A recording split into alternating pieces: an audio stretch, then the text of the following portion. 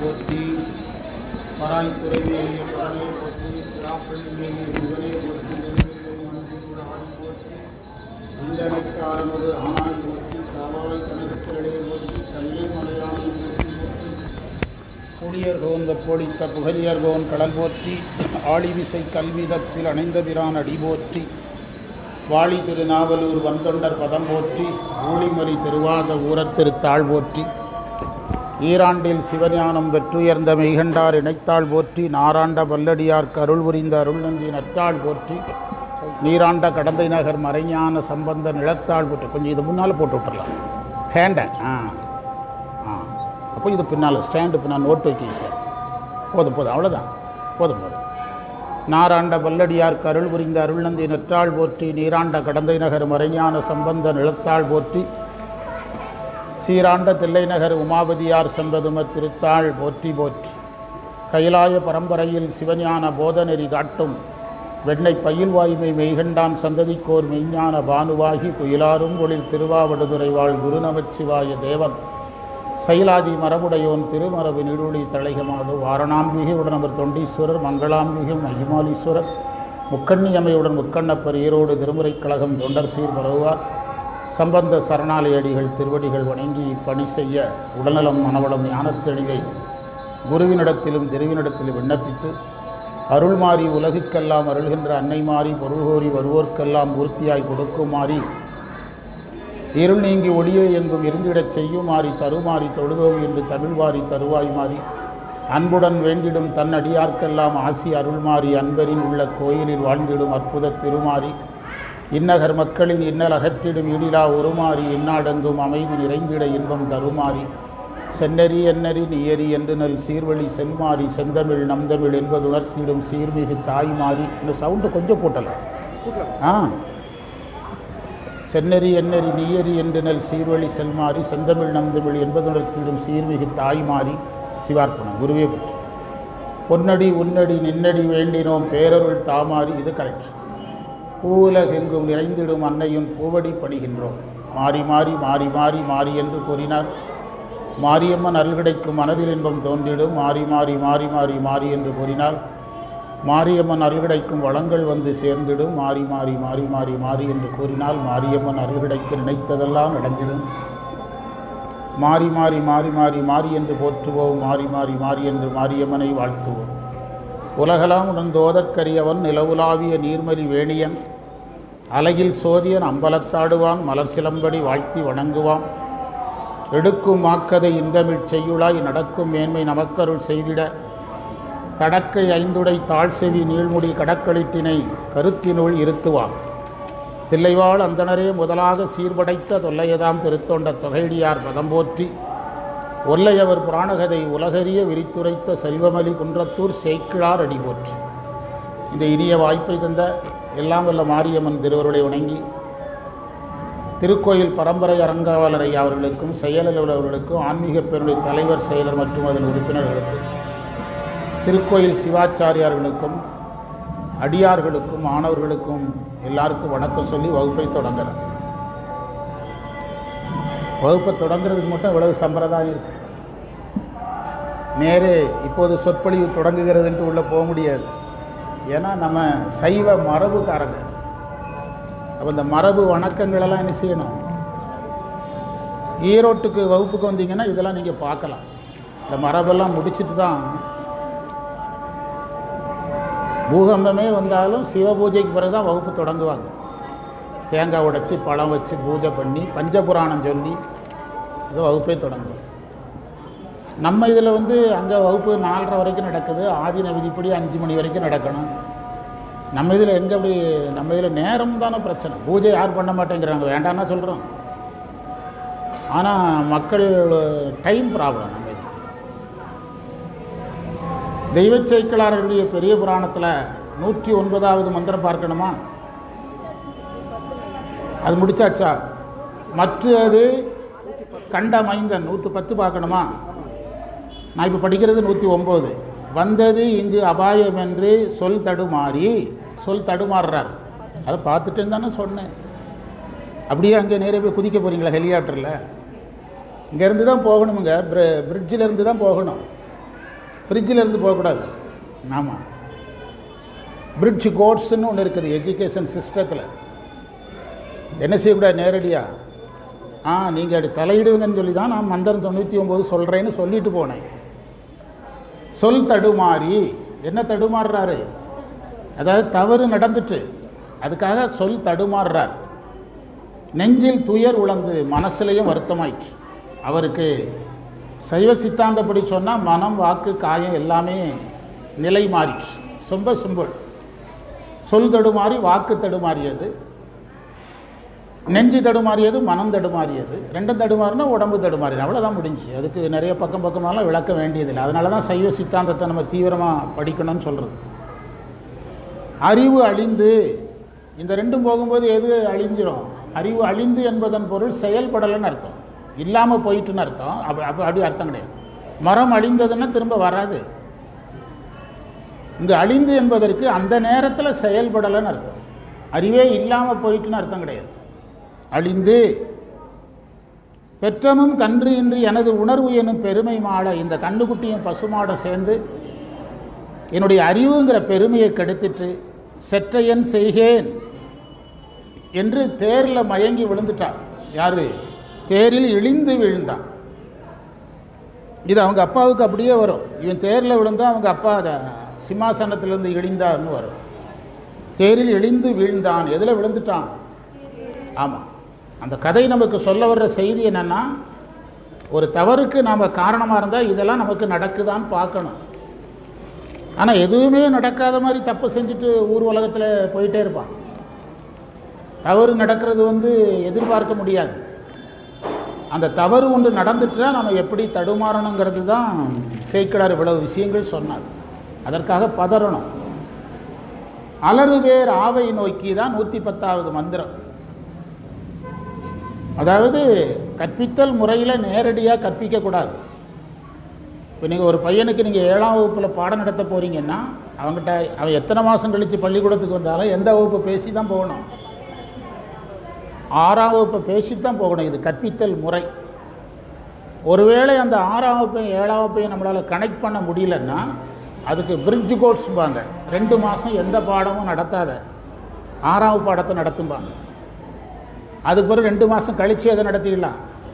இது பொதுவாக மிடில் வரும். 5 to 6, 8 to 9, 10 to 11, அந்த மிடில் தான் வரும். எல்லா மிடில்லையும் வராது. 5 to 6, 5லேருந்து 6 போகும்போது, 8லேருந்து 9 போகும்போது, 10லேருந்து 11 போகும்போது, வேறு எங்கேயும் வராது. அங்கே தான் எந்த கோர்ஸ் வைப்பாங்க? Bridge course. மேக்ஸிமம் 60 நாள். அது கற்பித்தல் முறையில் இதை நாம் செய்யலைன்னா பழைய பாடத்தை என்ன செஞ்சுருவாங்க? மறந்துடுவாங்க. அலறு பேர் ஆவை நோக்கி, அலறுகின்ற பசுமாட்டை பார்க்குறாரு. ஆறுயிர் பதைத்து சோறும், ஆறுயிர் பதைத்து சோறும். பசுமாட்டை பார்த்து இவர் பதைத்து சோர்ந்துடுறார். அதாவது அந்த பசுவுக்கு என்ன நடந்ததோ அந்த உணர்வு இவருக்கும் வருது. யாருக்கு? இந்த மன்னனுடைய மகனுக்கும் வருது. நிலமிசை கன்றை நோக்கி, அது பேர் கண்ணுக்குட்டியை பார்க்குறாரு. நெடிது உயிர்த்து பெருமூச்சு விடுறார். கண்ணுக்குட்டியை பார்த்து, இந்த பசுமாட்டை பார்த்து பதைக்கிறார், சோர்வடைகிறார். கண்ணுக்குட்டியை பார்த்து பெருமூச்சு விடுறாரு. இந்த மாதிரி கண்ணுக்குட்டிக்கு இப்படி நடந்து போச்சுதேன்னு வருத்தப்படுறார். நோக்கின்னு எழுதினார் சேக்கிழார். அந்த நோக்கிங்கிறது உதவுற பார்வைக்கு பேர் தான் நோக்கின்னு அர்த்தம். நோக்கிங்கிற வார்த்தை சைவ சித்தாந்த கலைச்சொல். ஒருத்தருக்கு உதவுனாத வான் நோக்கி வாழும் உலகெல்லாம் திருவள்ளுவர். பயிர்கள் வானத்தை நோக்குதுன்னா எதை எதிர்பார்க்குது? அப்போ நோக்குதல் என்பதற்கு இடையில் கொடுத்தலும் வாங்குதலும் நிகழ்கிற இடம்தான் நோக்கி. வான் நோக்கி வாழும் உலகெல்லாம் மன்னவன் கோல் நோக்கி வாழும் குடி, திருவள்ளுவர் சொல்கிறார். ஆறுயிர் பதைத்து சோறும் நிலைமிசை கண்டை நோக்கி நெடிது உயிர்த்து இறங்கி நிற்கும். கண்ணுக்குட்டியை பார்த்து அதுதான் இறந்து போச்ச, இறக்கப்படுறாரு. பசுமாட்டை பார்க்குறாரு, பதைக்கிறாரு, சோர்வடைகிறாரு. மலர்தலை உலகங்காக்கும், மலர்தலை உலகில் மாயிருள் துணிய எங்கே இருக்குது? சிவஞான போதம் பாயிரத்தில் இருக்குது. ஆனால் அந்த வார்த்தை அதுக்கு முந்தைய எங்கே இருக்குது? பெரிய புராணத்தில் இருக்குது. மலர்தலை உலகில் அப்படிங்கிற வார்த்தை சிவஞான போதம் பாயிரத்தில் இருக்குது. நிறைய சங்க நூல்கள் எல்லாம் இருக்குது இந்த வார்த்தை. ஆனால் சேக்கிழார் சைவத்தில் வர்றதுக்கு முன்பே, சாத்திரத்தில் வர்றதுக்கு முன்பே யார் பயன்படுத்துகிறார்? சேக்கிழார் பயன்படுத்துகிறார். மலர்தலை உலகம்னா விரிந்த உலகம்னு அர்த்தம். மலர்தல்னா விரிதல். மலருக்கு ஏன் மலர்னு பேர் வந்தது? விரிகிறதுனால பேர் வந்தது. மலர்தலை உலகங்காக்கும் மனு எனும் எங்கோமானுக்கு, இந்த பெரிய விரிந்த உலகத்தை காக்கிற மனுங்கிற எங்கோமானுக்கு, எங்கள் அப்பாவுக்குன்னு சொல்லலை. அப்பாவுக்குன்னா ஏதாவது ஒன்று சொல்லி சமாளிச்சிருக்கலாம். தந்தையை யாராக பார்க்குறாரு? அரசனாக பார்க்குறாரு. இவர் இளவரசனாக இருக்கிறவர் என்ன சொல்லியிருக்கலாம்? என் தந்தைக்குன்னு சொல்லியிருக்கலாம். என் தந்தைக்குன்னு சொன்னால் அவருக்கு சட்டத்தின் மேலேயோ நீதி மேலேயோ பயம் இருக்காது.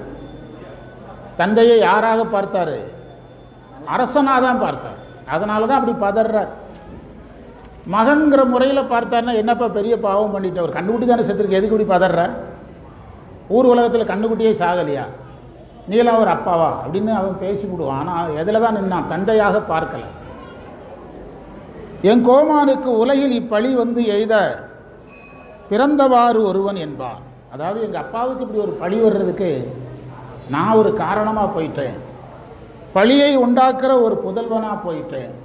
உலகில் இப்பழி வந்து எய்த பிறந்தவாறு ஒருவன் என்பான் அப்படின்னு சொல்லி வருத்தப்படுறான். அதாவது தந்தை மகனால் தந்தைக்கு பழி வரக்கூடாது. ஒருவர் பழிக்கு யாராக இருக்கக்கூடாது, காரணமாக இருக்கக்கூடாது. எந்த ஒரு சொந்தமும் எந்த ஒரு நட்போ இன்னொருத்தருக்கு என்ன வர காரணமாக இருக்கக்கூடாது, பழி வர காரணமாக இருக்கக்கூடாது. பாவங்கள் உரிய காலத்தில் நீங்கும், பழி நீங்காது. பழி பாவம்னு சொல்கிறாங்க பார்த்தீங்களா? பழிக்கும் பாவத்துக்கு என்ன வித்தியாசம்னா, பாவம் அதற்குரிய காலத்தில் தேஞ்சிடும், பழி என்ன செய்யாது, தேயாது. ராவணன் மேல் பழி வந்து எத்தனை 1000 வருஷம் ஆச்சு? இதிகாச காலத்தில் வந்த பழி. இதிகாசம் எழுதுறதுக்கு முந்தைய அவன் வந்துட்டு போயிட்டான். இதிகாசம் எழுதின காலத்திலிருந்து பார்த்தாலே ஆயிரக்கணக்கான வருஷமாக யார் மேலே பழி இருக்குது? போயிருக்குதா? எது போகாது? பெருசாகும், போகாது. அதனால தான் பழியெல்லாம் வரினும் மஞ்சன்னார் மாணிக்க வாசகர். ஒருத்தர் ரொம்ப பயப்பட வேண்டியது பழிக்கு தான், ஆனால் அதுக்கு கூட நான் பயப்படலைன்னார். யார்? பிணியெல்லாம் வரினும் மஞ்சேன் அப்படிலாம் சொல்கிறார்ல. இதான் பாவத்துக்கும் பழிக்கும் உள்ள வேறுபாடு. துரியோதனன் செஞ்சது பாவம், ராவணன் செய்தது பழி. துரியோதனன் எனது பிறருடைய பொருளை கவர்ந்தான், அது பாவச்செயல், அதர்மம். ராவணன் செய்து அதர்மம் மட்டும் இல்லை, பழியை தரக்கூடிய அதர்மம். எங்கள் அப்பாவுக்கு ஒரு பழி வர்றதுக்கு நான் காரணமாயிட்டேன். அதாவது மகன் என்பவன் தந்தைக்கு பழி வராமல் பார்க்கணும். யாராலும் யாருக்கும் என்ன வரக்கூடாது? பழி வரக்கூடாது.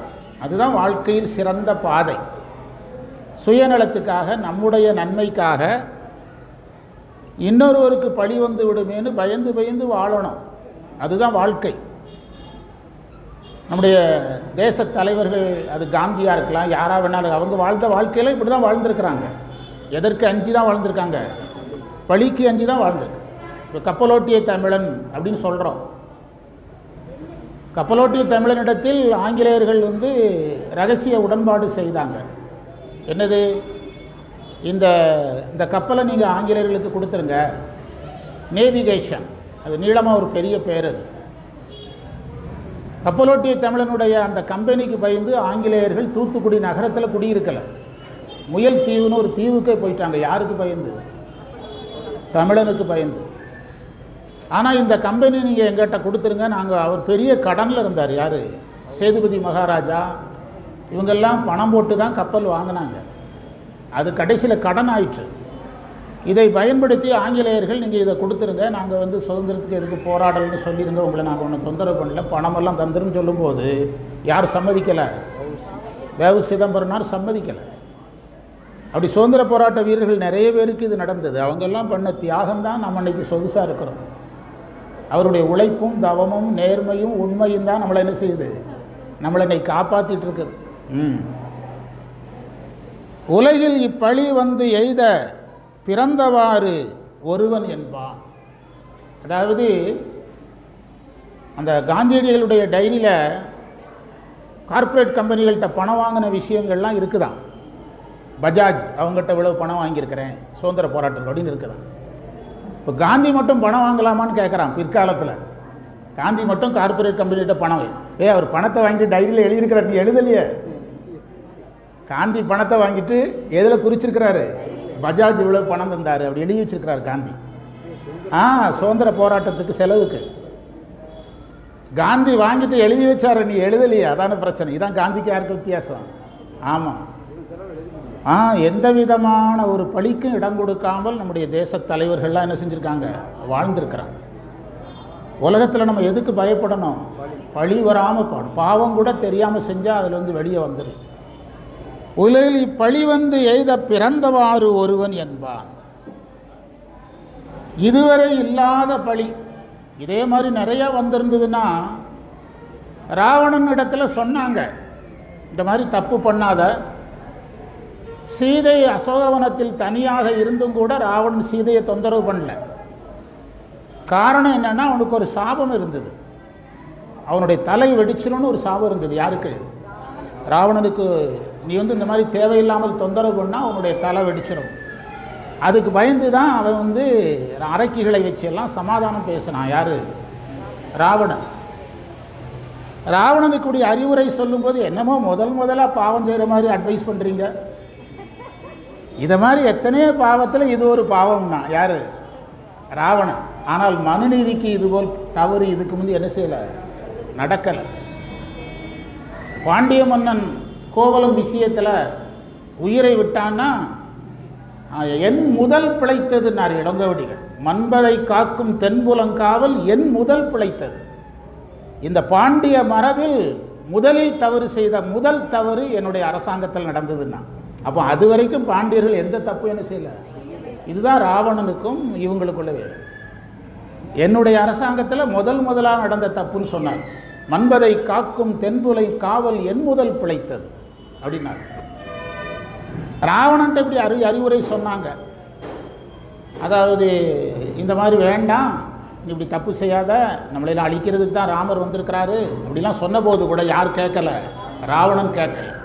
பேசுவது மானம் இடை பேசுவது மானம் அப்படின்னு ஒரு பாட்டு இருக்குது ராமாயணத்தில். கூசுவது மானிடரை நன்று நம்ம கொற்றம். மானத்தை பற்றி பேசுகிற, மனுஷனை கண்டு பயப்படுற, அப்படி ராவணனுக்கு அறிவுரை சொல்லுவாங்க. பேசுவது மானம் இடை பேணுவது காமம் கூசுவது மானுடரை நன்று நம்ம கொற்றம். அரசாங்கம் சூப்பராக இருக்குது அப்படின்னு யாரை திட்டுவாங்க? ராவணனுக்கு அறிவுரை சொல்லப்பட்டது. எந்த அறிவுரையும் யார் கேட்கல? ராவணன் கேட்கல. அண்ணன் தம்பி சொன்னான், மகன் சொன்னான், அமைச்சர்கள் சொன்னார்கள், யார் சொல்லியும் கேட்கல. ஆனால் அப்படி யாருடைய அரசாங்கம் இல்லை. மனுநீதியினுடைய அரசாங்கம் அப்படி இல்லை. எல்லா அரசாங்கமும் இதே மாதிரி இருக்கணும் உலகம் முழுவதும். அது மகிழ்ச்சியான செய்தி. அப்போ தான் உலகில் போர் வன்முறைகள் இதெல்லாம் இல்லாமல் என்ன சொல்கிறீங்க, இஸ்ரேலில் சமாதானம் இருக்கணும், ஈரானில் சமாதானம் இருக்கணும், அமெரிக்காவில் சமாதானம் இருக்கணும், உலகமே அமைதியாக இருக்கணும். என்ன சொல்கிறீங்க? கோன்முறை அரசு நடந்து மனித இனம் அது எங்கே இருந்தாலும் சமாதானத்தோட மகிழ்ச்சியோட மனித இனம் வாழணும். இதுவரை இல்லாத பழி. அதுவும் என்ன பழினா பசுவதை. பசுவதை வந்து பெரும் பழி. பஞ்சமா பாதங்களில் ஒன்று என்னது? பசுவை கொல்லுதல்ல பஞ்சமா பாதம் சேரும். அது எல்லாருக்கும் சேருன்னு சொல்ல முடியாது. இந்து தர்மத்தில் அது இருக்குது. வேறு தர்மங்கள் வேறு மாதிரி சொல்லிச்சுதுன்னா அது அவங்க நியதி. அதை நம்ம பேசக்கூடாது. நம்ம தர்மத்தில் எதை கொல்லக்கூடாது? பிறந்தவா, அதான் பிறந்தவா, அந்த கடைசியில் சொன்னார் பாருங்க, பிறந்தவாறு ஒருவர். தப்பு செய்கிறதுக்கு பிறந்த நல்ல குழந்தையாக போயிட்டேன். அதுக்கு என்ன அர்த்தமா? சீகேசியா சொல்கிறாரு, பிறக்காமல் இருந்திருக்கலாம். இப்படி ஒரு மாதிரி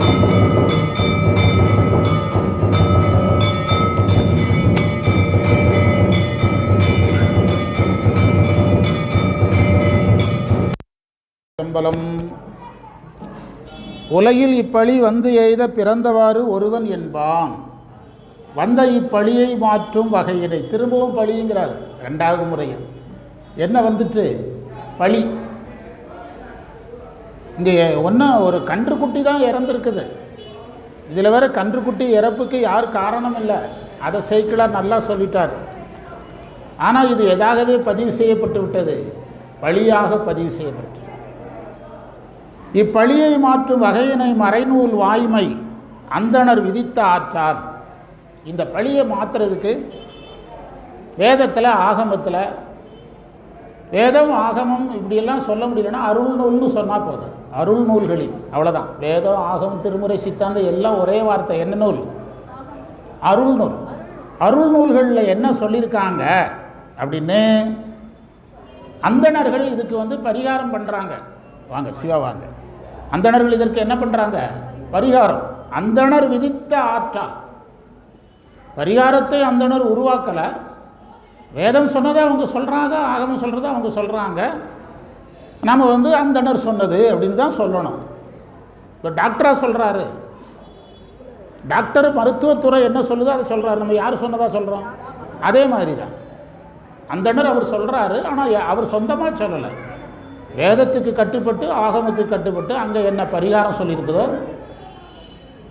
சிவபிரகாசத்தில் 31வது மந்திரத்தில் பரிகாரம் பற்றி பேசியிருக்குது. பரிகாரம் மூலமாக இதற்கு தீர்வு காணலாம் அப்படின்னு சிவபிரகாசத்தில் 31வது மந்திரத்தில் பரிகாரம் பற்றி செய்தி இருக்குது. அது இது விலையால் ஏற்கும் அப்படிங்கிறார். அதனால் அந்தணர்கள் மூலமாக தீர்ப்பேன் என்று முடிவு செய்தார். ஏன் அந்தணர்களை தேர்ந்தெடுத்தார்னா, அப்போ அந்தணர்னா யாருங்கிறது தெரியணும். அந்தணர் என்போர் அறவோர் மற்ற எவ்வுயிர்க்கும் செந்தன்மை பூண்டொழுகலாம். திருவள்ளுவர் அந்தணருக்கு என்ன விளக்கம் சொன்னார்? அந்தணர் என்போர் அறவோர், அறம் செய்பவர்கள் அந்தணர்கள். அவர்கள் எல்லா உயிருக்கும் நன்மை செய்கிறவங்கன்னாரு வள்ளுவர். இப்போ என்னது இங்கே என்ன நடந்திருக்குது? ஒரு உயிருக்கு தீமை நடந்திருக்குது. இந்த இடத்துல இதை புரிஞ்சு பரிகாரம் பண்ணுறது யாரு தான்? அந்தணர்களால் தான் முடியும். இங்கே ஒரு உயிருக்கு தீமை நடந்திருக்குது. உயிரின் தீமையை புரிந்து கொள்கிற அளவுக்கு பக்குவப்பட்டவங்க யார்? அந்தணர்கள். அதனால் இதற்கு அந்தணர்கள் ஏற்றவர்கள்னு யார் முடிவு பண்ணாங்க? மனுநீதி சோழனுடைய மகன். இன்னும் அப்பாவுக்கு செய்தி போகலை. அப்பாவுக்கு செய்தி போகிறதுக்கு முன்பே என்ன பண்ணிடலான்னு பார்க்குறாரு? பரிகாரம் பண்ணிடலான்னு பார்க்குறாரு. அந்தணர் விதித்த ஆற்றால். அதனால தான் நமக்கு சைவத்தில் தில்லைவாழ் அந்தணர் அப்படின்னு சொன்னோம். அதாவது அந்தணர்கள் வேதம் மட்டும் தெரிந்தவங்களாகவும் இருப்பாங்க, வேதமும் ஆகமமும் தெரிந்தவங்களாக இருப்பாங்க. 3 வகையாக இருப்பாங்க. வேதம் மட்டும் தெரிந்தவர்கள், ஆகமம் மட்டும் தெரிந்தவர்கள், இரண்டும் தெரிந்தவர்கள். அதை பிராமணர்கள், சிவாச்சாரியார்கள், அந்தணர்கள்னு பிரிப்பாங்க. சுருக்கமாக சொன்னால் அந்த நூல்களையெல்லாம் படித்த உடனே அவங்களுக்கு தானாக என்ன வரணும்? உயிரிரக்கம் வரும். சரியா? திருமூலருக்கு வந்து ஒரு மாடு மேய்ப்பவனை பார்த்த உடனே என்ன இறக்கம் வந்தது?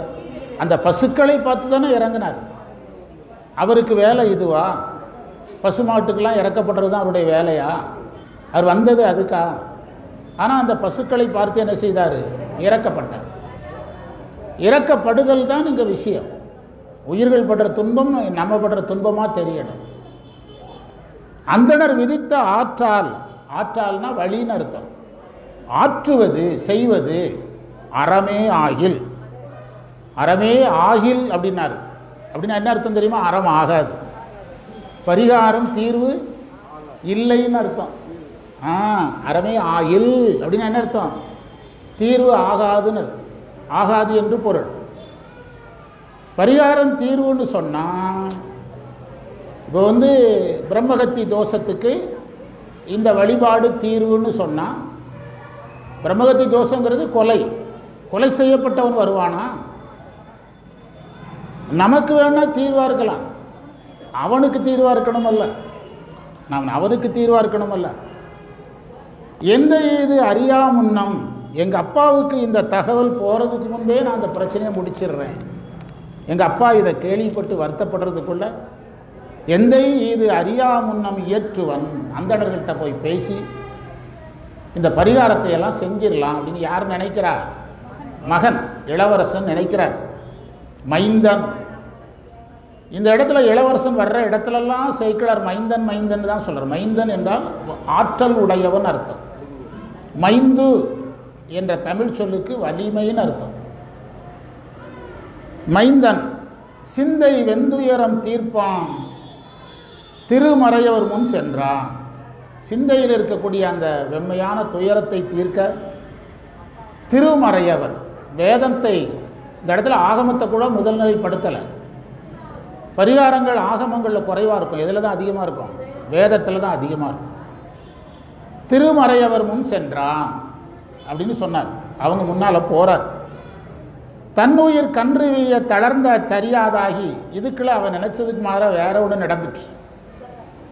பசுமாடு போய் அரண்மனையில் எதை அடிச்சுக்கிட்டு மணி அடிச்சு. இதை யார் எதிர்பார்க்கல? அவன் எதிர்பார்க்கல. தன்னுயிர் கன்று வீய, வீய என்றால் இறக்க, தளர்ந்த தரியாதாகி, அந்த பசுமாடு வந்து தளர்ந்து போச்சு. தரியாதுன்னா தாங்காதுன்னு அர்த்தம். திருவாசகத்தில் தரியாதுங்கிற வார்த்தை இருக்கு. பசுமாட்டால் அதை தாங்க முடியலை. முன் நெருப்பு உயிர்த்து விம்மி, அந்த பசுமாடு பெருமூச்சு விடுதான். அதில் நெருப்பு வர்ற மாதிரி இருக்குதான். எதில்? அந்த பெருமூச்சில் நெருப்பு வர்ற மாதிரி இருக்குதான். அதுக்கு இளவரசன் மேலெல்லாம் கோபம் கிடையாது, கண்ணுக்குட்டியை இழந்த சோகம். முன் நெருப்பு உயிர்த்து விம்மி, பெருமூச்சு விட்டு விம்முது. குழந்தைகள் விம்மி விம்மி அழுகிற மாதிரி எது அழுது? பசுமாடு அழுகிறது. முகத்தினில் கண்ணீர் வார, பசுமாட்டினுடைய முகத்தில் என்ன வருது? ஆமாம், கண்ணில் கண்ணீர் வாரன்னு கூட சொல்லலை, முகத்தில் கண்ணீர் வார. முகமெல்லாம் கண்ணீராக தெரியுது. மனுஷ முகத்தையே நம்ம முகம்னு சொல்கிறதில்ல, அவர் பசுமாட்டு முகத்தை என்னங்கிறார்? முகம்ங்கிறார். தலைங்கோ, நாம் முகம்னு பெருசாக சொல்ல மாட்டோம். முகம்ங்கிறது அந்த அந்த பசுவை ஒரு மானிடனை பார்ப்பது போல யார் பார்க்குறா? அதாவது உண்மை என்னென்னா, இறைவனே தான் இந்த பசு வடிவத்தில், அற வடிவத்தில் என்ன செஞ்சுருக்கிறார்? வந்திருக்கிறார். தர்மமும் இறைவனும் ஒன்று தான். தர்மம் தான் எதா வந்திருக்குது? பசுவாக கன்றாக வந்திருக்குது. அதனால் அதை அப்படி அழகாக வர்ணனையாக சொன்னார். முகத்தினில் கண்ணீர் வார, மண்ணுயிர் காக்கும் செங்கோல் மனுவின் பொற்கோயில் வாயில். மண்ணுயிர்னா நிலையான உயிர். திருவள்ளுவர் மண்ணுயிர் என்கிற வார்த்தையை நிறைய இடத்துல பயன்படுத்துகிறார். திருக்குறளில் போய் பார்த்தீங்கன்னா மண்ணுயிர். இந்த மண்ணுயிர்ங்கிற வார்த்தையே ஒரு சைவ சித்தாந்தம். மண்ணுயிர்னா என்ன அர்த்தம்? அழியாத உயிர்னு அர்த்தம்.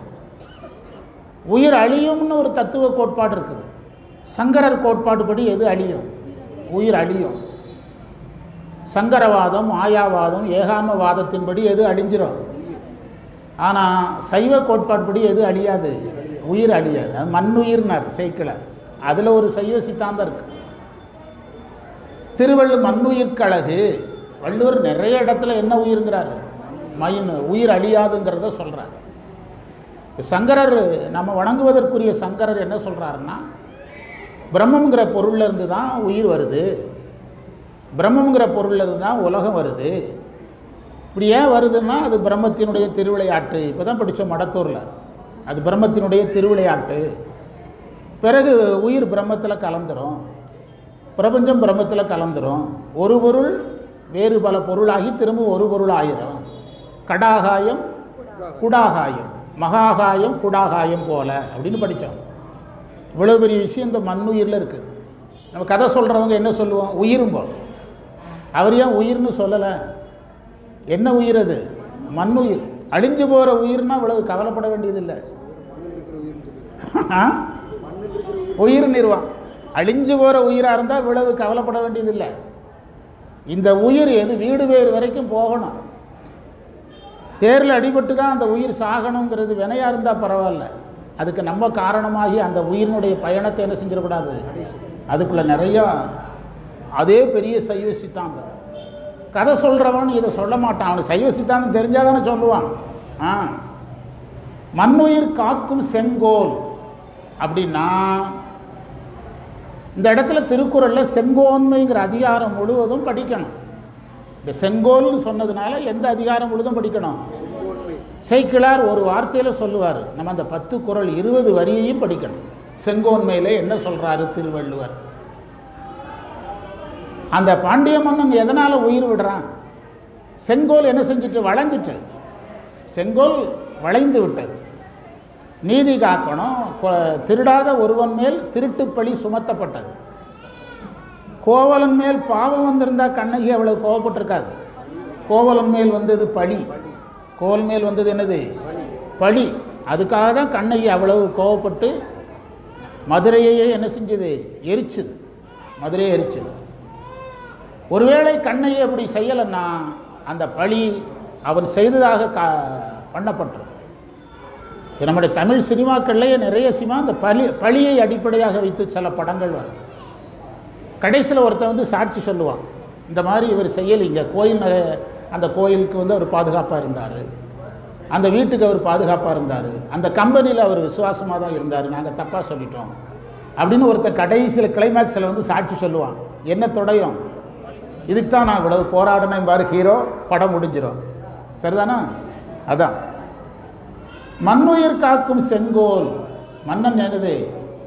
நெல்லும் உயிரென்று நீரும் உயிரென்றே மன்னன் உயிர்த்தே மலர்தலை உலகம் அப்படின்னு புறநானூறு சொல்லுது. நெல்லும் உயிரென்றே நீரும் உயிரென்றே மன்னன் உயிர்த்தே மலர்தலை உலகம். அதுலேயும் மலர்தலை வருது பாருங்க புறநானூரில். மன்னன் தான் இந்த உலகத்துக்கு எதாக இருக்கிறான்? உயிராக இருக்கிறான். கம்பர் மன்னனை உடம்புனார். வாரியார் சொன்னார் புறநானூறு மன்னனை உயிருங்குது, கம்பர் உடம்புன்னு ஏன் சொல்கிறாருன்னா, மன்னன் மாறிக்கிட்டே இருப்பான், உடம்பு என்ன செய்து கொண்டே இருக்கான். அந்த கோட்பாடு படி பார்த்தா அது சரியாக இருக்குதும்பார் வாரியார். சரியா? அதனால் இந்த செங்கோல்ங்கிறது ரொம்ப கஷ்டம். எப்படி வேணாலும் வாழ்கிறதுங்கிறதுக்கு நீதி வேண்டியதில்லை. இப்படி தான் வாழணும்னா அது ரொம்ப கஷ்டம். இப்படி தான் வாழ வேண்டுங்கிற போது தான் செங்கோன்மை. செங்கோல் மனுவின் பொற்கோயில் வாயில். மனு மன்னனுடைய பொற்கோயில்னா அவனுடைய அரண்மனை. இந்த இடத்துல பொண்ணுன்னா அழகுன்னு அர்த்தம். பொன்னுன்ற வார்த்தை அழகை குறிக்கும், தங்கத்தையும் குறிக்கும். தங்கத்துக்கு ஏன் பொண்ணுன்னு பேர் வந்தது? அழகாக இருந்ததுனால பொண்ணுன்னு பேர் வந்தது. வாயில், அரண்மனை வாசலில் பொன் அணி மணியை, அங்கேயும் பொண்ணுன்னா அழகுதான். அழகான அந்த மணியை சென்று கோட்டினால், எதை வச்சு அடிக்குது? கொம்பை வச்சு அடிக்குது. அதற்கு அதுதானே தெரியும். அந்த கயிறை வச்சு அடிக்கணுங்கிறது அதுக்கு தெரியுமா? நம்ம அடிக்கிற மாதிரி இப்படி அடிக்குமா? கொம்பை வச்சு மணியை அடிக்குது. அப்போ அந்த நாக்கு அதில் உரசும்போது சத்தம் கேட்குது. மணியை சென்று கோட்டினால் புடைத்தது அன்றே. அந்த புடைத்ததுங்கிற வார்த்தை அதிகமாக சத்தம் கேட்க வச்சதுன்னு அர்த்தம். நெய்ய புடைச்சிட்டான்னு சொல்கிறாங்கல்ல, புடைத்தது அப்படின்னா ரொம்ப வலுவாகவே அடிச்சிருக்குது. ஏன்னா மாட்டுக்கு ஏற்பட்ட, பசுமாட்டிற்கு ஏற்பட்ட இழப்பு.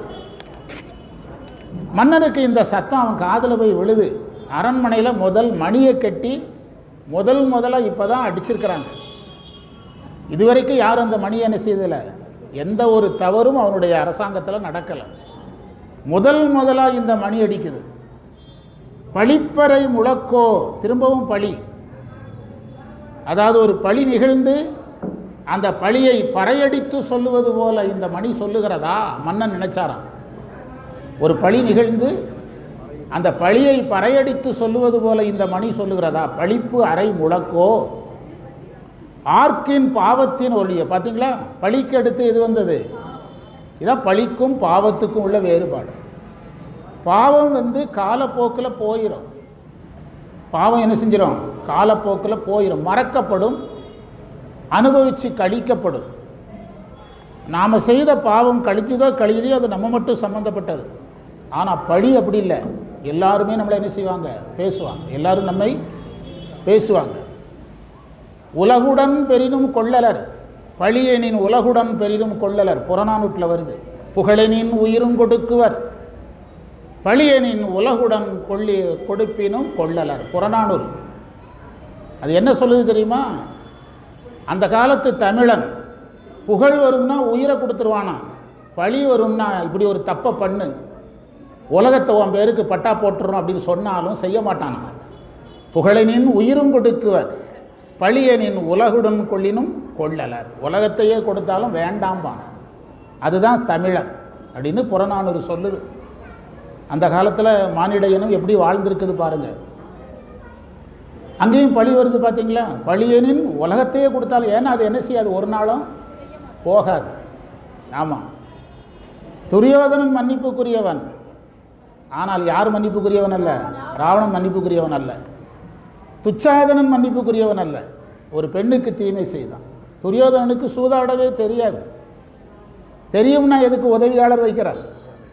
கிரிக்கெட்டில் ரன்னர் வச்சுக்கிற மாதிரி அவன் கையால் ஒரு நாள் கூட எதை தொட்டது கிடையாது.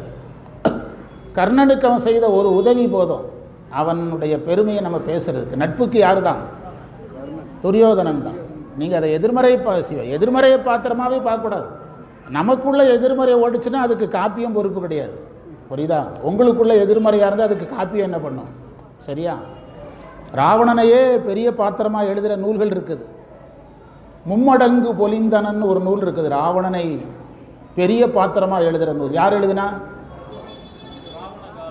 அப்போ ராவணன் அது வேற, அது புலவர் குழந்தை, அது வேற.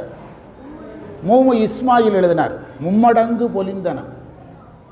நீதிபதி ஜஸ்டிஸ் MM இஸ்மாயில் அவர் எழுதின நூது தான் மும்மடங்கு பொலிந்தனன். அந்த நூலுக்கு நோக்கம் என்னன்னா, ராமனை எதிர்த்து ஒரு வில்லன் இருக்கிறான்னா அவன் எவ்வளோ பெரிய ஆளாக இருக்கணும். அதனால் ராவணனுடைய பெருமையை மட்டும் பேசினார். எந்த நூலில்? ராவணன் இறக்கும்போது உயிரோடு இருந்ததை விட 3 மடங்கு அழகாயிட்டான். கம்பர் சொல்கிறார். உயிரோடு இருக்கும்போது அழகை விட இறக்கும்போது எத்தனை மடங்கு அழகாயிட்டானா? அவன் இறந்த பிறகு கம்பர் எழுதின வரி தான் மும்மடங்கு பொலிந்தன. அவர் ஜஸ்டிஸ் MM இஸ்மாயில் காலத்தில் வைணவர்களே ராமாயணம் அவர் முன்னால் பேச பயப்படுவாங்க. ஏன்னா அவ்வளவு தரவாக இருந்தார். யார்? இஸ்மாயில். அவர் நிறைய ராமாயண நூல்கள் எழுதியிருக்கிறார். உங்களுக்கு ஒன்று தோணுது, இவரை பேசாமல் ராமாயணம் படித்தே ஆகணும். அதனால் அது ஒரு காரணம். அந்த MM இஸ்மாயில் காஞ்சி பெரியவரை பார்க்க போனாராம். அப்போ போகும்போது அவருக்கு ராமாயணத்தில் நம்ம ஒரு பெரிய நபர் அப்படிங்கிற எண்ணம் இருந்துச்சான். யாருக்கு? அவர் எழுதினது. நமக்கு ராமாயணத்தில் நம்ம ஒரு பெரிய அறிஞருங்கிற எண்ணம் இருந்துச்சான். அவர் எழுதின ஒரு நூலை காட்டினாராம். யாருக்கிட்ட? காஞ்சி பெரியவர்கிட்ட. அவர் பார்த்துட்டு இந்த இடத்துல இந்த செய்யுளை சேர்க்காம விட்டீங்களான்னு கேட்டாராம். ஒரு 40 வருஷத்துக்கு முந்தைய நம்ம மடத்துக்கு ஒரு மடத்தில் போட்ட ஒரு மலர் பீரோக்கில் இருக்க எடுத்துகிட்டு வாங்கினாராம். அந்த புக்கு அப்படியே இருந்துச்சான். அதை எடுத்துக்காட்டி இந்த பாட்டை சேர்த்துருந்தீங்கன்னா அந்த கட்டுரை நல்லா இருந்திருக்குமே அப்படின்னாராம். அப்போ MM இஸ்மாயில் அதில் எழுதுகிறாரு, ராமாயணம் ஓரளவு தெரியும் என்று நினைத்திருந்தேன், காஞ்சி பெரியவரை பார்த்த பிறகு அந்த நினைப்பும் போய்விட்டது அப்படின்னு எழுதுகிறார். அவெல்லாம் எவ்வளோ பெரிய ஆட்களாக இருந்திருக்காங்க பெரியவங்கெல்லாம். அதனால் பழிப்பறை முழக்கோ, பழியை பறையடித்து சொல்கிற மாதிரி இந்த மணி சொல்லுத. ஆர்க்கின் பாவத்தின் ஒலியை பார்த்தீங்களா? பாவம் பழி முழங்குதுங்க, பாவம் ஒலிக்குது. ஒலியை கண்ட்ரோல் பண்ணிடலாம். புரியுதா? முழக்கத்தை நிச்சய முடியாது, கண்ட்ரோல் பண்ண முடியாது. சேக்கிழார் தமிழை அனுபவிங்க. நீங்கள் கதை சொல்லியே நம்ம ஆள் கெட்டான். சைவ நூல்களை எல்லாம் கதை சொல்லியே கெடுத்துட்டானோ நம்ம ஆள். அவங்களுக்கு பேர் பௌராணிகள்னு பேர். பௌராணிகள். சைவ நூல்களை கதை சொல்லக்கூடாது, ஒவ்வொரு எழுத்துக்கா பொருள் சொல்லணும். புராண நூல்கள் வேற, இதிகாசம் வேற, இதிகாசங்கள் வேற. இதெல்லாம் என்ன பேச வந்த நூல்? சித்தாந்தத்தை சொல்ல வந்த நூலுங்க. பெரிய புராணம் படிக்கிறது 11 திருமுறை தெரிஞ்சவனுக்கு தான் புரியும். எந்த நூல்? 11 திருமுறையில் பயிற்சி இருக்கிறவன் தான் என்ன பேசணும். 7 திருமுறை தேவாரத்தில் பயிற்சி இருக்கணும். பெரிய புராணத்தில் முடிகிற இடத்துல திருவாசகம் அப்படியே மந்திரமாக இருக்குது. பெரிய புராணம் முடிகிற இடத்துல திருவாசகத்தை அப்படியே எடுத்து போட்டு எழுதியிருக்கிறார். யார்? சேக்கிழார். 9ஆம் திருமுறை தெரியணும், திருமந்திரம் தெரியணும். திருமூலர் உள்ள வர்றாரு. திருமூலர் வரலாறு பேசணும்னா என்ன தெரியணும்? திருமந்திரம் தெரியணும். தெரியணும். 11ஆம் திருமுறை தெரியணும். இதெல்லாம் வந்த பிறகுது அதை சாரம் பண்ணி சேக்கிழார் பெரிய புராணம் எழுதுகிறார். நம்மால் இவன் கதை சொல்கிறதுன்னு இதை வச்சு கதை சொல்லியே இதுதான் இருக்குன்னு மக்கள்கிட்ட பதிய வச்சுட்டான். தெரியலைன்னு கடைசி வரைக்கும் சொல்ல மாட்டான். புரியுதா? அதுதான் பாவத்தின் ஒலியோ வேந்தன் வழித்திரு மைந்தனாவி. வழித்திரு மைந்தனா என்ன அர்த்தம் தெரியும்? மைந்தன். இவர் நல்ல பிள்ளைங்கிறதுனால தான் சேக்கிழார் அவனை என்ன வார்த்தையிலே சொல்லிட்டு இருக்காரு. பொறுப்பில்லாத பிள்ளையாக இருந்தால் அப்படி சொல்ல மாட்டார். மைந்தன்னு சொல்ல மாட்டார். வழித்திரு மைந்தன்னா என்ன அர்த்தம் தெரியுமா? அவனுக்கு நிறைய ஆம்பளை பசங்க கிடையாது, ஒரே பையன். அரச மரபுக்கு ஒரே வாரிசு. அதனால தான் என்ன மைந்தன்னாரு? வழித்திரு மைந்தன். இன்னொரு பையன் இருந்தால் கூட அவங்ககிட்ட நாட்டை கொடுத்துடலாம், எதையோன்னு யோசிக்கலாம். வழித்திரு மைந்த நாவி கொளவரும் மரளி ஊர்தி. அதாவது இந்த இளவரசனுடைய உயிரை கவருவதற்காக மரளி ஊர்தி, மரளினா யமன், ஊர்தி என்ன வாகனம், யமனுக்கு என்ன வாகனம்? எருமை கடாவில் வந்த மாதிரி. எருமை கொஞ்சம் ஸ்லோவாக வரும், எருமை கொஞ்சம் ஸ்லோவாக வரும். அதனால தான் இறைவனே அவனுக்கு எதை கொடுத்துருக்கிறாரு, அந்த எருமை வர்றதுக்குள்ளேயாவது திருந்த மாட்டானா இந்த எருமை அப்படின்னு சொல்லி எதை கொடுத்துருக்கிறாரு? ஆவி குளவரும் மரளி ஊர்தி. மரளி ஊர்தி கழுத்து அணி மணியின் ஆர்ப்போ. பாருங்க, இந்த மணி சத்தம் நம்ம மகனுடைய உயிரை கொள்றதுக்கு யமன் வர்றானா அந்த எரும மாட்டு கழுத்தில் கட்டின மணி சத்தங்கிற மாதிரி தோணிச்சுதான். யாருக்கு? மன்னன். பொதுவாக மன்னர்களுக்கு உள் உணர்வு கொஞ்சம் அதிகமாக இருக்கும். ஒரு சம்பவம் நடந்தால் அது பற்றிய முழு செய்தியை அவங்க என்ன செஞ்சிருவாங்க, உள் உணர்வில் கண்டுபிடிச்சிருவாங்க. ஏன்னா அந்த நினைப்பிலே இருக்கிறதுனால உள் உணர்வு அவங்களுக்கு தெரியும். என்ன தன் கடைமுன் கேளாத கேளா தெளித்து எழும் ஓசை. அவனுடைய கேளானா கேட்டுன்னு அர்த்தம், சத்தம் கேட்டுச்சு. சேக்கிழார் 3 வகையாக சொன்னார். பழியை முழக்குவது போல இருக்கு, பாவத்தின் ஒலி மாதிரி இருக்குது, என் மகன் உயிரை கமர்றதுக்கு யமன் எருமக்கடாமல் வரும்போது எருமக்கடா கழுத்தில் கட்டின மணி சத்தம் மாதிரி இருக்குது அப்படின்னு நினச்சார். என்று அந்த சத்தம் கேட்டது. தெளித்து எழும் ஓசைனார். அதாவது தெளித்து எழும் ஓசைனா என்ன அர்த்தம்னா, அந்த ஓசைக்கு ஒரு பொருள் இருக்குது. அது வெறும் மணி கிடையாது. இப்போ நம்ம கோயில் மணி அடிக்கிறோம்னா அந்த மணியில் ஒரு பொருள் இருக்குது, பூஜை நடக்க போகுதுன்னு அர்த்தம். அப்போ அந்த மணி பேசுது, அதான உண்மை. இதே தான் இந்த மணியும் பேசுது. இந்த மணி கட்டினது எதுக்கு? உங்களுக்கு எதாவது தேவைன்னா சொல்லுங்கன்னு தானே கட்டியிருக்குது. அப்போ மணி என்ன செய்யுதுன்னு அர்த்தம்? பேசுதுன்னு தானே அர்த்தம். இப்போ ஒரு ஆஃபீஸில் வந்து எம்டி இருக்கிறாரு, அவர் டேபிளில் காலிங் பெல் இருக்குது, அது அழுத்துறாருன்னா வாங்கன்னு அது சொல்லுதுன்னு தானே அர்த்தம். அதே அதனால் தெளித்து எழும் ஓசைனார். அதாவது சைவ சித்தாந்தத்தில் ஒலி வேறு எழுத்தோசை வேறு. அதெல்லாம் நம்ம பேச போகிறோம் கொஞ்சம் ஆழமாக, பிறகு பேச போகிறோம். நேரம் இல்லாமல் ஒன்றும் பேச முடியல. ஒலி வேறு எழுத்து ஓசை வேறு. ஒலியை விட கொஞ்சம் பருமையானது எழுத்தோசை. ஒலியை விட பருமையானது எழுத்தோசை. வெறும் கதை சொன்னால் கேட்க நல்லாயிருக்கும், என்ன பிரயோஜனம்? லைஃப் லாங்க கேட்டுக்கிட்டே இருக்க வேண்டியதான், ஒன்றும் புரியாது. ஆனால் இதோட படிச்சிங்கன்னா நீங்கள் பேசிக்கோட படிக்கலாம், இன்னொருத்தருக்கு சொல்லி கொடுக்கலாம். இப்போ அப்பர் சுவாமிகள் சொன்னார்ல, ஓசை ஒலியலாம் ஆனாய் நீயே. அதில் ஓசைங்கிறது எழுத்தோசை, ஒலிங்கிறது ஒலி, நாதத்தின் ஒலி. ரெண்டுக்கும் வேறுபாடு. சைவ சித்தாந்தத்தில் ஓசை வேற. டிக்ஷனரியில் போய் ஓசைக்கு பொருள் கேட்டால் ஒலின்னு போடுறான். சரி, இவன் பரவாயில்ல ஒலிக்கு பொருள் பார்ப்போம்னா ஓசைன்னு போடுறான். அடா டுபாக்கூர் இப்படி பொருள் கிடையாது. டுபாக்கூர் இப்படியே டிமிக்கி கொடுத்தே எழுதுறானுங்க. அப்படி கிடையாது. சைவ சித்தாந்தத்தில் வேற பொருள். ஓசைக்கு பொருள் வேற, ஒலிக்கு பேர். ஒலியை விட பருமையானது ஓசை. அதனால தான் அப்பர் சுவாமிகள் ஓசை ஒலியலாம் ஆனாயினி ரெண்டு. அவர் அப்பர் சும்மா பாடுவாரா? ஒலி என்பது நாதத்தை குறிப்பது, எழுத்தோசை என்பது நாதத்திலிருந்து வரக்கூடிய சூக்குமை வாக்கு, பைசெந்தி வாக்குன்னு சொல்கிறீங்களா, அதை இப்போ வாக்குகள் சூக்குமை, பைசெந்தி, மத்திமை, வைகிரி, அதெல்லாம் பாடம் இருக்குது. அதனால் போக போக நம்ம புரிஞ்சுக்கிடலாம். போக போக நிறைய பொறுமையாக படித்து எதை சொன்னாலும் ஆழமாக, உருப்படியாக, உண்மையாக, முழுசாக சொல்லணும். சரியா? குளவரும் மரளி ஊர்தி கழுத்தொழி மணியின் ஆர்ப்போ என்னத்தன் கடைமுன் கேளா தெளித்து எழும் ஓசை. என்ன அழகான வார்த்தை பாருங்க. இந்த ஓசை ஒலியை உங்களுக்கு விளக்க முடியலன்னா இந்த சத்தத்துக்கு மீனிங் இருந்ததுன்னு அர்த்தம். இப்போ லாரி போகும்போது ஒரு சத்தம் கேட்க, அதுக்கு மீனிங் இருக்கா? அந்த ஆரனில் கூட ஒரு மீனிங் இருக்குது. என்னது? நான் வர்றேன், இடம் விடுன்னு ஒரு மீனிங் இருக்குது. சத்தத்தில் மீனிங் இருக்குது. மீனிங் இல்லாத சத்தம் இருக்குது, உண்டா இல்லையா? ஆம்புலன்ஸ் போகும்போது இதெல்லாம் நம்ம யோசிக்கணும், நம்மளை சுற்றி சுற்றி பார்க்கணும். புத்தகத்தில் இருக்கிறதே நம்ம பேசுறதுன்னு ஆரம்பித்தா நமக்கு பேர் ரீடர், நீ சுவாசிப்பவர். அதுக்கு நீ எதுக்கு? என்னமோ நீ தமிழ்நாட்டுக்காரன் மாதிரியும் கேட்குறவன் தெலுங்கு நாட்டுக்காரன் மாதிரியும். அது சைவ பணி கிடையாது. அதை நம்ம எப்போவோ பலமுறை சொல்லிட்டோம். அதுக்காகத்தான் போராடுறோம். நீ ஆழமாக போய் என்ன செய்ய தேடு. ஓசை வேறு, எடுத்தோசை வேறு, இந்த ஓசை வேறு. அப்படி ஆழமாக என்ன செய்யணும்? தேடணும். இப்போ நீங்கள் கேரளாவில் போய் நீங்கள் பேசுகிறீங்கன்னா புஸ்தகத்தில் இருக்கிறது அப்படியே எழுதிட்டு வர அவனுக்கு மொழி வேறு, உங்களுக்கு தமிழ், உங்களை பார்த்தா அவனுக்கு ஆச்சரியமாக இருக்கும். இங்கேயே புஸ்தகத்தில் இருக்கிறத எழுதிட்டு பேசுகிறதுக்கு என்ன? நான் என்னுடைய வகுப்பில் உண்மை மாதம் 34 வகுப்பு எடுக்கிறேன்.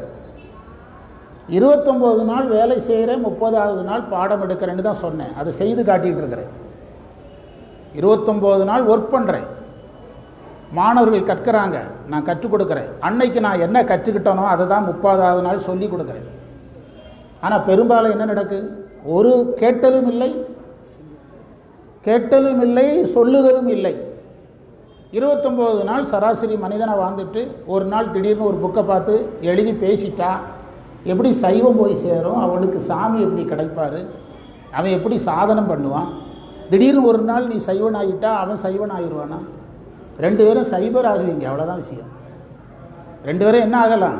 சைபர் ஆகலாம். சைபர் ஆக முடியாது. இதெல்லாம் இன்னைக்கு இல்லை, ரொம்ப நாளாக சொல்லிகிட்டு இருக்கிறேன். நம்முடைய டீமுடைய வகுப்பு மாதம் எத்தனை நடக்கு? இப்போ தான் ஒரு கால்குலேஷன் போட்டோம். 34 வகுப்பு நடக்கும். ஒரு நாளைக்கு 2 வகுப்பு நடக்கு. என்ன சொல்கிறோம்னா, பேச பேச நான் படிக்கிறேன், கேட்க கேட்க நீங்கள் நாளைக்கு வகுப்பு எங்கே? சோமவாரப்பட்டி காலையில். சாயங்காலம் வகுப்பு. சாயங்காலம் வகுப்பு இருக்குது இல்லையாங்கிறத இனிமேல் தான் முடியணும். வகுப்பு இருக்குன்னு சொன்னால் நாளைக்கு காலையில் வரமாட்டாங்க. வந்தால் தானே வகுப்புன்னு சொல்லுவாருன்ட்டு வரமாட்டாங்க. தெளித்து எழு ஓசை மன்னா. இந்த தடவை ஈரோட்டில் கோடைகால வகுப்பு நடந்துகிட்டு இருக்குது. 10 நாள் தமிழ்நாடு முழுவதும் இருந்து வந்து படிக்கிறாங்க. ஒரு பிள்ளை 10th பரீட்சை எழுதிட்டு வந்து படிச்சுட்டு இருக்குது. 6ஆம் வகுப்பில் வந்து சித்தாந்தம் கேட்குறேங்க. நம்ம பக்கத்தில் ஒரு ஐயா இருக்கிறார்ல, கோயில் பணியெல்லாம் செய்கிறார்ல, அவர்கிட்ட படிச்சிருக்குது. என்கிட்ட சொல்லிச்சு, நீங்கள் எடுக்கிறது ஒவ்வொருத்தரும் ஒரு ஸ்டைல், உங்கள் இது எளிமையாக அடிப்படையாக இருக்குதுன்னு சொல்லிச்சு. அந்த பிள்ளை எளிமை அடிப்படையாக இருக்குது. 3 நாள் சொல்லி கொடுத்தேன். ஈரோடுக்காரங்க மைக்கில் சொல்கிறாங்க, இவர் தனிச்சிறப்பே ஒன்று எளிமை, என்னோட பயணத்துக்கு சளைக்க மாட்டாங்க. 250 கிலோமீட்டர் ட்ராவல் பண்ணி வகுப்படுக்கிறானுங்க. பயணத்துக்கு என்ன செய்ய மாட்டார்? சலிக்க மாட்டார். உழைக்கணும். நம்மளால் முடியலைன்னா முடியாத அன்னைக்கு விட்டுடலாம். அதுக்காக நமக்கு என்ன வஜ்ராயுதத்திலே உடம்பு கொடுத்துருக்க நம்ம முருகப்பெருமானா? நமக்கு என்ன முடியுதோ அதை என்ன செய்யணும்? தீவிரமாக செய்யணும். மன்னன் செவிப்புலம் புக்க போது அவருடைய காதுக்குள்ளே போய் அந்த சத்தம் கேட்டது. அடுத்த மந்திரம், ஆங்கது கேட்ட வேந்தன். யார் கேட்டா? அரசன் அதை கேட்டார். ஆங்கது கேட்ட வேந்தன் அரியணை இழிந்து. சொன்னா இழிந்துங்கிற வார்த்தை வருதுன்னு ஏற்கனவே யாருக்கு வந்தது? அதே வார்த்தையை இப்போ யூஸ் பண்ணுறார். இழிந்து. இழிந்துன்னா அதில் சீகேசையா எழுதினார், நீதி வீழ்ந்ததுன்னு எழுதுறார். நீதி நேர்மை விழுந்தது அப்படின்னு. இழிந்து அந்தரத்தே நின்று இங்கு இழிந்து. அங்கே பொருள் வேறு. அங்கே இறைவன் வந்து அருள் வெளியிலிருந்து பூமிக்கு இறங்குறார். இங்கே இழிந்துன்னா எது விழுந்துட்டு? நீதி விழுந்துட்டு. பாண்டியன் நீதி விழுந்ததுனால தானே இறக்குறான். கணவனை இழந்தோர்க்கு காட்டுவது இல்லைன்னு யாரும் இறக்குறாள்? பாண்டிய மன்னன் மனைவியே இறக்குறார். கணவனை இழந்தோர்க்கு காட்டுவது இல்லை.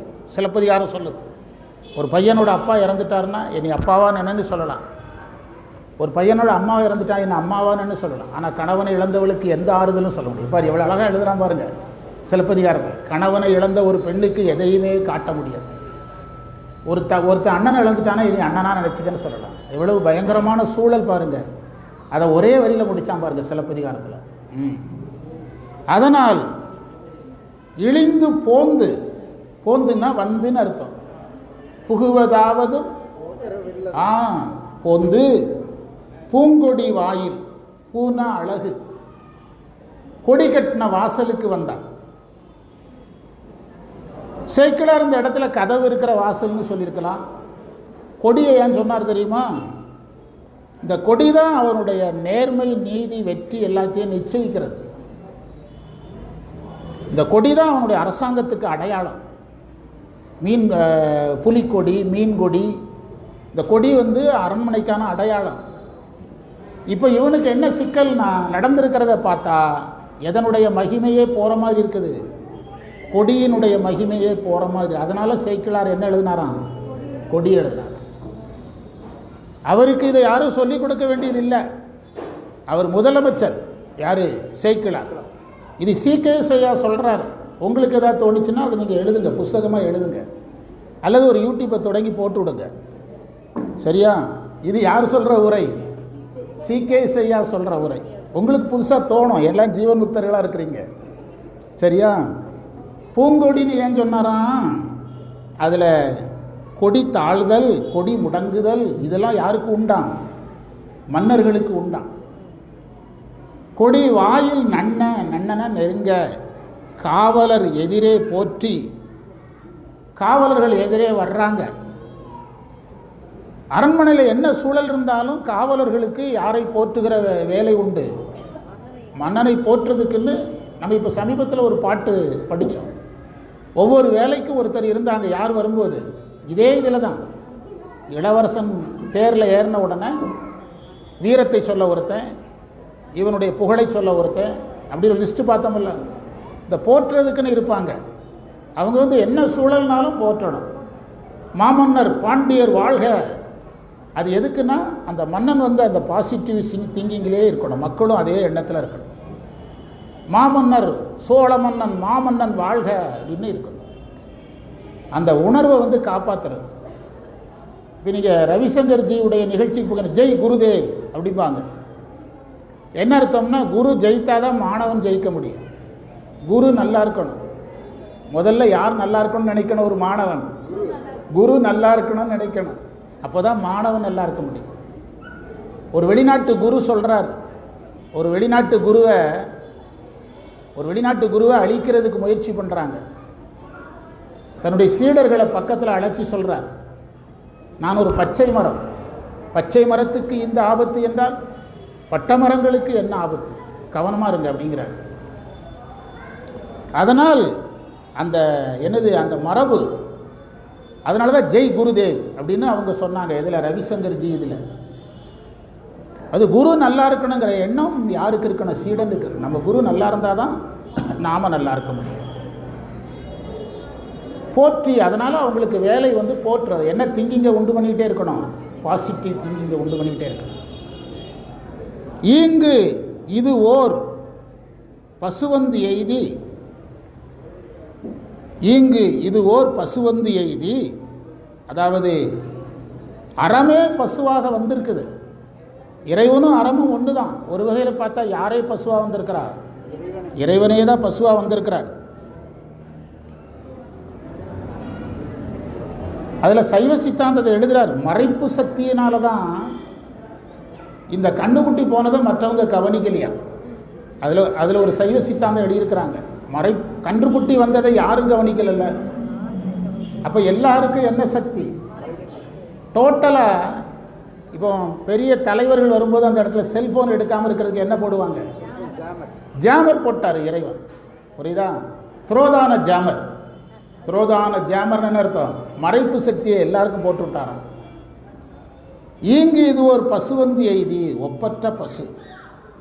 இறைவ நீன் கொற்ற வாயில். அவருக்கு தகவல் கொடுக்குறாங்க. மன்னா, இந்த மாதிரி ஒரு பசுமாடு யாற்ற மறைக்க முடியாது, மன்னற்ற மறைக்கக்கூடாது, நடந்தது அப்படியே சொல்லணும். அப்படி சொல்லாமல் இருக்கிறது அரசனுக்கு நல்லது கிடையாது. என்ன நடந்தாலும் யார்கிட்ட சொல்லணும்? மன்னிடத்தில் அப்படியே சொல்லணும். அப்போ தான் யார் கவனமாக இருக்க முடியும்? மன்னன் கவனமாக இருக்க முடியும். இறைவனின் கொற்ற வாயில், கொற்றனா அரசனுடைய வாசல்ல தூங்கிய மணி. தூங்கிய மணின்னு என்ன அர்த்தம்? இதுவரைக்கும் யாரும் அடிக்கிற மணியே தூங்கிட்டு. தமிழில் தூங்கியன்னா தொங்கியன்னு அர்த்தம். தமிழில் தூங்கியங்கிறதுக்கு பொருள் தொங்கிய. நம்ம தூங்கினோம்னா எது தொங்கிறோம்? தலை தொங்கிறோம். அதனால அதுக்கு பேர் தூக்கம்னு பேர். ஏன் தலை தொங்குது? அதுக்கு சயின்ஸுக்கு போகணும். நம்ம தூங்கும்போது தேவையான ஆக்சிஜன் மேலே வராது. தேவையான ஆக்சிஜன் கிடைக்காத போது தலை என்ன செஞ்சிடும்? அதனால தான் அதுக்கு பேர் தூக்கம். தலை தொங்குறதுனால தான் அதுக்கு பேர் தூக்கம். தொங்கிய, தலை தொங்கிட்டு, இதெல்லாம் அதில் சயின்ஸுக்கு போகணும். எல்லாமே தெரிஞ்சு வச்சிருக்கு. தூங்கிய மணியை இதுவரை யாரும் அடிக்காத மணி, அது ஒரு பொருள். இதுவரைக்கும் யாரும் பயன்படுத்தாத மணி. அவ்வளவு கரெக்டாக ஆட்சி போயிட்டு இருந்திருக்குது. கோட்டால் துளக்கியது, தன்னுடைய கொம்புனால அடித்தது என்று சொன்னான் அப்படின்னு அவர்கிட்ட வந்து சொல்கிறாங்க. இந்த செய்தி யாருக்கு சொல்லப்படுகிறது? மன்னனுக்கு சொல்லப்படுகிறது. அதாவது ஒரு செய்தி நல்லா தெரியுது, நாட்டில் நடந்த செய்தியை மறைக்காமல் சொல்லியிருக்கிறாங்க. அதுதான் இதில் பெரிய விசேஷம். பெரிய புராணத்தை இந்த அளவில் நிறைவு செய்து ஒரு திருவாசகத்தை கொஞ்ச நேரம் பார்த்துட்டு நம்ம கிளம்பிடலாம்.